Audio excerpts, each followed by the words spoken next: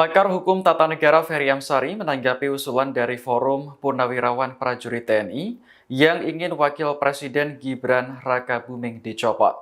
Menurutnya, langkah tersebut semestinya ditempuh secara konstitusional, yakni lewat DPR. Ditemui di kantor ICW Jakarta pada Senin 28 April, Ferry mengatakan berdasarkan konstitusi, pemakzulan Presiden dan Wakil Presiden dapat dilakukan setelah mendapat usul dari DPR. Konstitusi mengatur bahwa usul pemakzulan dapat dijalankan setelah mengantongi dukungan dari 2/3 jumlah anggota DPR atau sekitar 387 orang.